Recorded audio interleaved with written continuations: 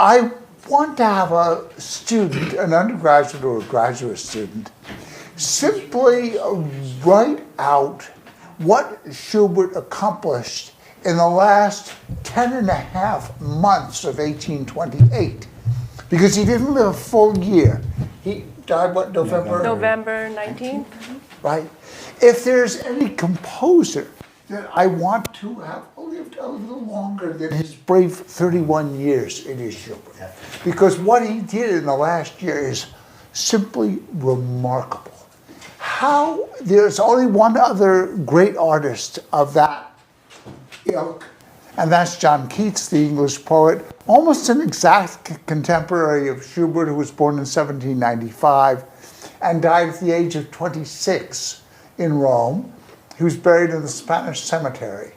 And written on his grave is, "Here lies one whose name was writ in water." And what's more, maybe Keats is even more astounding than Schubert because he only started writing good poetry, really memorable poetry, on first looking at Chapman's Homer, which he wrote when he was 21. And then he got TV when he was 24. He didn't do anything creative from 24 to 26. Everything is in between those. In other words, Keats had 3 years of creativity, and what 3 years it was. But on the other hand, Schubert wrote Gretchen am Spinnrad when he was 17. How did a 17-year-old have the depth of feeling? Mozart wrote great pieces. We don't deny that when he was early, but that, especially when the piano stops and her heart stops beating a kind of death, a 17-year-old, the 17-year-olds I know are nothing like that whatsoever. So, we have a seminar at school. Yeong and I have given it for years, called Schubert's Last Year, but I'm going to retitle it to Schubert's Last 10 and a half months. Right. We have a great comment from Nick Pavkovic, who's online, and he says, Monica's point phrased another way, it's the most wonderful tribute to a composer when a performer loves a piece enough to take ownership of it. Yes, exactly. Absolutely, tell him absolutely right. He can hear you. As a matter of fact, the performer, the composer wants the performer to take ownership. There's that famous story about Schumann, where the girl played his piece, and Schumann said, "I never imagined that it would sound that way." And she was horrified and said, "Hey, Schumann, how should I play it? Just the way you have it."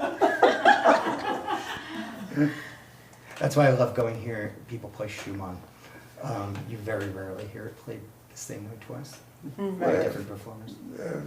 Something like Chrysler, Rihanna, a very personal. Sort of. I'm very curious. I mean, not that we can ever know, but what would Schubert have thought of Yeong's initial interpretation, where she made it really clear that the da-da-da-dum was a different voice, and maybe that's all that he meant by notating it that way. I don't know.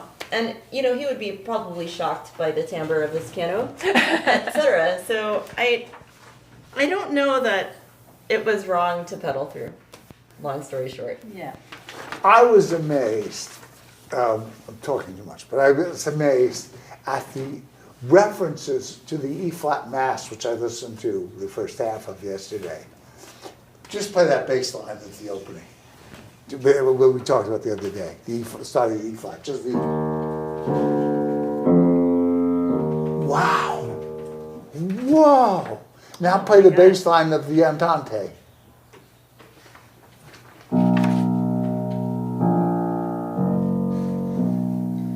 Now play the C-sharp minor fugue from Book 1. Oh, yes. Yeah.